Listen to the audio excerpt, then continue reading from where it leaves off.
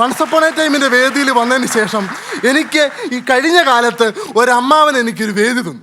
അപ്പോൾ പുള്ളി ചോദിച്ചേടാ മോനെ, നീ ഇങ്ങനെ വിൽക്കുവോ? സ്റ്റേജിൽ കയറി കഴിഞ്ഞാൽ ആകപ്പാടെ നാറ്റിക്കോ കുളമാവുമെന്ന് ചോദിച്ചു. അപ്പം ഞാൻ പറഞ്ഞു, എൻ്റെ പൊന്നമ്മാവ, എനിക്ക് സ്റ്റേജിലോട്ട് കയറി കഴിഞ്ഞാൽ പിഷാടിച്ചാണ്ട് അങ്ങനെ ഉണ്ടോയെന്ന് അറിയത്തില്ല, എനിക്ക് സ്റ്റേജിലോട്ട് കയറി കഴിഞ്ഞാൽ മേത്തോട്ട് കരണ്ടടിച്ച് കയറുന്നൊരു പ്രീതിയാണ്. അപ്പം ഈ എന്നിലെ കലാകാരൻ ഉണരുന്നത് കൊണ്ടാണ് അങ്ങനെ സംഭവിക്കുന്നത്. അപ്പം അമ്മാവൻ പേടിക്കണ്ടെന്ന് പറഞ്ഞു. അപ്പം ആ പുള്ളി പറയാ, ഇടാവേ കലാകാരൻ ഉണരുന്നതുകൊണ്ടല്ല, നിനക്കൊക്കെ പരിപാടി തന്ന കമ്മിറ്റിക്കാർ ഉണരുന്നതുകൊണ്ടാണ് അങ്ങനെ സംഭവിക്കുന്നത്. കാരണം നീയൊക്കെ സ്റ്റേജിൽ നിന്ന് ഇറങ്ങിപ്പോകാൻ വേണ്ടി സ്റ്റേജിൻ്റെ പുറകിക്കൂടെ നീ കാണാതെ ഇട്ടിരിക്കുക എന്ന് പറഞ്ഞു. 3-4 ഇറത്ത് അത്തേ കയറി കിളി പോയാണ് കിളി പോയ നീ ഇങ്ങോട്ട് സ്റ്റേജിലോട്ട് കയറുന്നതെന്ന് പറഞ്ഞു.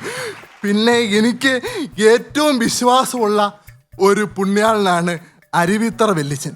അപ്പം ഫുൾ പാമ്പായ ഞാൻ ഈ പാമ്പ് കളിയിൽ നിന്ന് രക്ഷ പ്രാപിക്കാൻ വേണ്ടി നമ്മൾ മാധ്യസ്ഥം തേടുന്ന ഒരു പുണ്യാളനാണ് അരുവിത്തറ വല്യച്ഛൻ. അപ്പം അരുവിത്തറ വല്യച്ഛൻ്റെ അനുഗ്രഹം നിൽക്കെല്ലാം ഉണ്ടാവട്ടെ.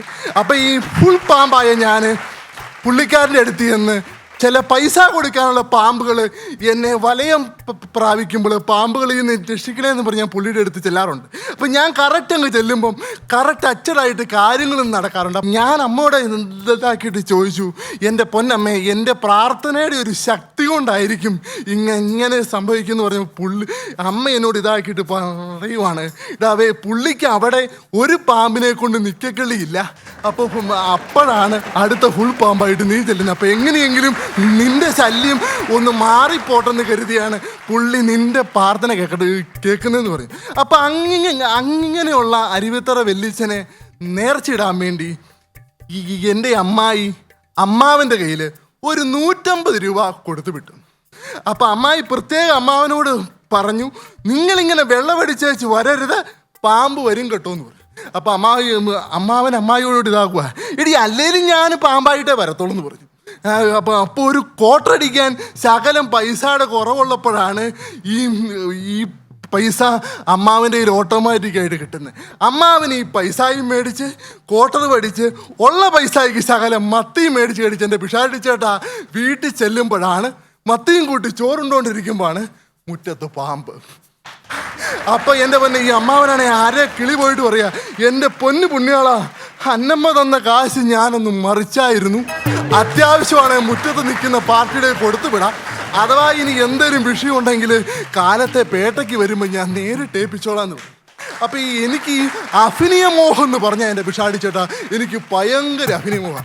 അപ്പം ഞാൻ ഈ അടുത്ത കാലത്ത് ഒരു നാടകത്തിൻ്റെ അകത്ത് എൻ്റെ ഒരു കമ്പനിക്കാരൻ ഒരു തട്ടിക്കൂട്ട് നാടകത്തിൻ്റെ അകത്ത് എന്നെ വേഷം ചെയ്യാൻ വേണ്ടി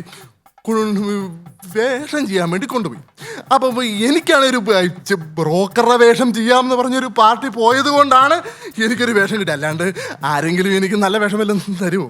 അപ്പോൾ ഈ ബ്രോക്കറുടെ വേഷം ചെയ്യാമെന്ന് പറഞ്ഞൊരു പാർട്ടി ആ ബ്രോക്കറുടെ വേഷം ചെയ്യാതിരുന്ന് കഴിഞ്ഞപ്പോൾ എനിക്ക് വേണ്ടി ഒരു പാർട്ടി ആ വേഷം ചോദിച്ചു മേടിച്ച്.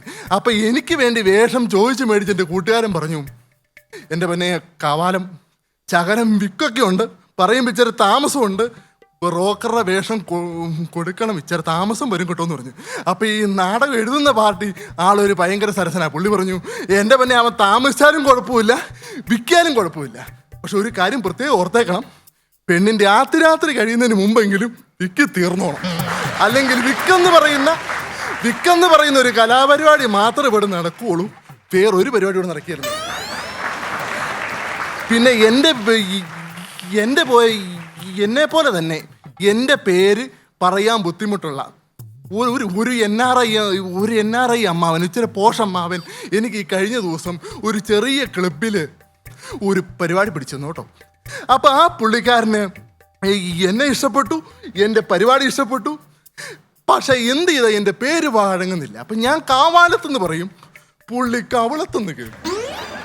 അപ്പം ഞാൻ പറഞ്ഞു, ഞാൻ മടുത്തെൻ്റെ പൊന്നെ. അപ്പം ഞാൻ പറഞ്ഞു, എന്നാൽ ഒരു കാര്യം ചെയ്യേ അമ്മ, അവനെ പരിപാടി കഴിഞ്ഞിട്ട് വണ്ടിക്കൂലി ഇങ്ങ് തന്നിട്ട് കവളത്തോ മുതുകത്തോ നെഞ്ചത്തോ എവിടെ തന്നാലും എനിക്കൊരു കുഴപ്പമില്ല തന്നെ. അപ്പോൾ പറഞ്ഞാൽ നിനക്കിങ്ങനെ പരിപാടി പൊളിഞ്ഞെന്ന് കരുതി ആൾക്കാരെന്തെങ്കിലും ചെറിയ പാരിതോഷികം, അതായത് കൈക്രിയ, അതാരെങ്കിലും തരുന്നുണ്ടെങ്കിൽ നിനക്ക് കുഴപ്പമുണ്ടോ? ഞാൻ പറഞ്ഞു, എൻ്റെ പൊന്നമ്മാവ എന്നെ കുഴപ്പം 150 കിലോ ഉള്ള എനിക്ക് എന്നാ കുഴപ്പം?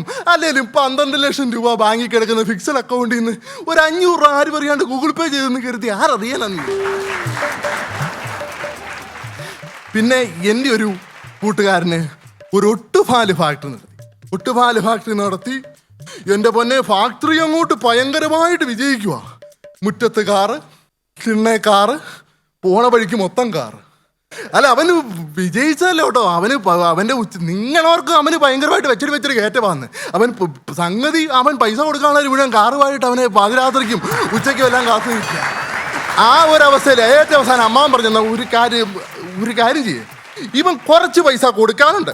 ഞാനൊക്കെ സ്ഥിരം ഇറക്കുന്ന നമ്പരാ. ഒരു കോയി അവിടെ 10 പൈസ കിട്ടാനില്ല. കുറച്ച് പൈസ കൊടുക്കാനുണ്ട്, കുറച്ച് പൈസ കിട്ടാനുണ്ട്. അപ്പൊ കിട്ടാനുള്ള പൈസയ്ക്ക് അടുത്ത് നിൽക്കുന്ന പൈസയാണ്. കൊടുക്കാനുള്ളെങ്കിൽ ഒരു കാര്യം ചെയ്യാൻ, കയ്യിൽ നിന്ന് ഇച്ചിരി കാശിട്ട് നമുക്ക് ഇവനെ അങ്ങ് പൊലിപ്പിച്ചേക്കാന്ന് പറയാം. അത് പ്രത്യേകം ഓർത്തോണം. കൊടുക്കാനുള്ള കാശിന് അടുത്ത് നിൽക്കുന്ന പൈസയാണ്. കിട്ടാനുള്ളതെങ്കിൽ നമുക്ക് അവനെ ഉത്തരിച്ച് ഉണ്ടാവല്ലോ. അപ്പോൾ എൻ്റെ പൊന്നെ, കണക്കപ്പിള്ള പോത്തിറച്ചിയൊക്കെ മേടിച്ച് ഭക്ഷണമെല്ലാം കഴിച്ച് കണക്കുമായിട്ട് വന്നു. 265 രൂപ കിട്ടാനുണ്ട്. ആദ്യം കിട്ടാനുണ്ടല്ലോ. 2,46,550 രൂപയും ചില്ലറയും കൂടെ. ചില്ലറ കിടക്കും എങ്ങനെയാ? 405, 300 അത്രയും പൈസ കൊടുക്കാനുണ്ട്. അമ്മാവൻ്റെ കൈവട്ടത്തിന് വകത കിട്ടി. അത് വെച്ച് അതും കൊടുത്താൽ അവൻ്റെ തലക്കെട്ട്. പുള്ളിക്കൊരു 10-35,000 രൂപയും കൂടെ എക്സ്ട്രാ കയ്യിൽ നിന്ന് ചിലവായി പോയെന്നു. പിന്നെ ഈ അടുത്ത കാലത്ത് ഫൺസ് അപ്പോൺ എ ടൈമിൻ്റെ വേദിയെല്ലാം കഴിഞ്ഞ് ഞാൻ പോയ സമയത്ത് എന്തോ ഒരു ഇതുകൊണ്ട് ഞാൻ വഴി സൈഡിൽ നിന്ന് ലോട്ടറി വയ്ക്കുന്ന സമയത്ത് എന്നെ വണ്ടി ഇടിച്ചു. ഒരു കാറ് വന്ന്, അവർക്ക് ഇച്ചിരി പൂസായിരുന്നു, കാറ് വന്ന് ഇടിച്ചു. ഞാനൊന്ന് വീണു. നോക്കിക്കഴിഞ്ഞപ്പോൾ എൻ്റെ പിഷാടിച്ചേട്ടാ എല്ലാം നമുക്ക് പരിചയമുള്ളവരാ. അപ്പോൾ എനിക്കൊരു ചെറിയ പരിക്ക് പറ്റി. അപ്പം ആ പേര് പറഞ്ഞു, എടാവേ നീയൊക്കെ ആയിട്ട് നമ്മൾ ടിക്കറ്റ് എടുക്കുന്നതാണ്, പരിചയമുള്ളതാണ്, ഒരു 300 രൂപ എന്നാന്ന് പറഞ്ഞു. 300 രൂപ അത്യാവശ്യം കാര്യത്തിൽ കിടക്കും. ഒരു 310 രൂപ ഇങ്ങനെ ചുരുട്ടി കൂട്ടിയിട്ട് പറഞ്ഞു, എടാവേ 300 രൂപ കൂടുതലാകട്ടോ എന്ന് പറഞ്ഞു. ഞാൻ പറഞ്ഞു നിന്നടാവേ എന്ന് പറഞ്ഞു. നീ ഇങ്ങോട്ട് വണ്ടി വന്ന് ഇടിച്ചത് കൊണ്ടാണ് ഞാൻ 300 രൂപ ഒതുക്കിയത്. ഞാൻ വന്ന് ഓടുന്ന വണ്ടിക്ക് അകത്തോട്ട് കയറി തരുവാണേ 1500 കുറഞ്ഞ് ഞാൻ മേടിക്കാറില്ല. അപ്പം പറഞ്ഞു ഈ 1500 കണക്കെന്നാന്ന് ചോദിച്ചാൽ, അപ്പം ഞാൻ പറഞ്ഞു ഈ 1500 കണക്കെന്നാന്ന് ചോദിച്ചാൽ, എൻ്റെ സൈസിലുള്ള ഒരു ചെറിയ പാഴ്ത്തടിയുടെ പെട്ടിയേലും കിട്ടണേൽ അത് 1500 കിട്ടിയല്ല, 3,500 രൂപ കിട്ടും. അപ്പം 1500 കൊടുത്തിട്ട് ബാക്കി 10,000-2,000 രൂപ കൂടി നാട്ടുകാർക്കോട്ട് കൂടി വെച്ചിട്ട് പോകാമല്ലോ. അപ്പോൾ അതുകൊണ്ടാണ് ഞാൻ ഈ 1500 രൂപയിൽ ഒതുക്കിയെന്ന് പറഞ്ഞു. പിന്നെ എനിക്ക് പൈസ ഇല്ലാതിരുന്ന സമയത്ത് ഞാൻ എൻ്റെ അമ്മയുടെ ഒരു ചെറിയ 1500 രൂപ പണയം വെച്ചാൽ കിട്ടുന്ന ഒരു മുട്ടുമോതിരം അമ്മ എൻ്റെ കയ്യിൽ തന്നു. അപ്പോൾ ഇല്ലാത്ത സമയത്ത് പിഷാടിച്ചേട്ടാ അത് കയ്യിലോട്ട് കിട്ടുമ്പോൾ കുളിരോട് കുളിര്. അത് ആ സാധനമായിട്ട് ഞാൻ ബാങ്കിലോട്ട് ചെല്ലുമ്പോൾ കുളിരിൻ്റെ കുളിര്. കാരണം ബാങ്ക് ഓൾറെഡി AC ആണല്ലോ, AC ഇല്ലാത്ത ബാങ്കിലില്ല. അത് കഴിഞ്ഞിട്ട് ഞാൻ ആ ക്യാഷ് കൗണ്ടറോട്ട് ചേരുമ്പോണ്ടല്ലോ, കുളിരിൻ്റെ പെരുന്നാൾ. കാരണം കാണാൻ കൊള്ളാവുന്ന നല്ല സുന്ദരിയായൊരു പെങ്കൊച്ച അവിടെ ഇരിക്കുന്നത്. അപ്പോൾ ഈ 1500 രൂപ മുട്ടുമോതിരം ഞാനും കൊടുത്തു കഴിഞ്ഞപ്പം പുള്ളിക്കാരി പറഞ്ഞു, ചേട്ടാ ഇത് പണയം വെച്ചാൽ 1500 രൂപ കിട്ടത്തുള്ളൂ. അപ്പം ഞാൻ നല്ല പോഷായിട്ടല്ലേ നടക്കുന്നത്. ചേട്ടൻ്റെ കയ്യെ കിടക്കുന്ന ഇതങ്ങോട്ട് ഊരി വെച്ചാൽ നമ്മളൊരു അടുപ്പം വെച്ച് ഒരു 12,000 രൂപ തരാമെന്ന് പറഞ്ഞു. ഞാൻ പറഞ്ഞു, ചേച്ചി വളരെ സന്തോഷം, ഞാൻ എൻ്റെ ഹൃദയം ഇവിടെ ഊരി വെക്കാനാണ് വന്നത്. അത് മോതിരവേലും ചോദിച്ചല്ലോ. അപ്പം ചേച്ചിക്ക് ഇത് ഊരി തരുന്നതിൻ്റെ അകത്ത് എനിക്ക് കുഴപ്പമില്ല, പക്ഷേ ആദ്യം ചേച്ചിയെ കൊണ്ടുപോകുള്ളൂ, അതിനുശേഷം മുക്കുവണ്ടം പണയം വെച്ചതിന് എന്നെ കൊണ്ടുപോകുള്ളൂ എന്ന് പറഞ്ഞു. അപ്പോൾ ഒറ്റ കാര്യമുള്ളൂ, പിഷാടി ചേർന്ന് ആർക്കെങ്കിലും എന്തെങ്കിലും ആവശ്യമുണ്ടെങ്കിൽ, പൈസയ്ക്ക് എന്താവശ്യം ഉണ്ടെങ്കിലും എന്നെ വിളിച്ചാൽ മതി, ഇത് ഞാൻ ഊരിത്തരാം. പക്ഷെ ഒറ്റ കാര്യം, ഒരു 15,000 രൂപയും കൂടെ കരുതണം. കാരണം മുക്കുവണ്ടം പണയം വെച്ചതിന് ജാമ്യത്തിലെടുക്കുന്നത് ഏറ്റവും കുറഞ്ഞ 15,000 രൂപയാണ്. അപ്പം വ്യാജമില്ലാത്ത കുറച്ച് തമാശകൾ നിങ്ങളുടെ മുമ്പിൽ പറഞ്ഞ് വ്യാജമില്ലാത്തൊരു ചിരിപ്പിക്കാൻ സാധിച്ചു എന്നാണ് എൻ്റെ വിശ്വാസം. ഇനി വ്യാജമില്ലാത്തൊരു കയ്യടിയും കൂടെ തന്നാൽ വളരെ സന്തോഷം. നിർത്തുന്നു. Thank you.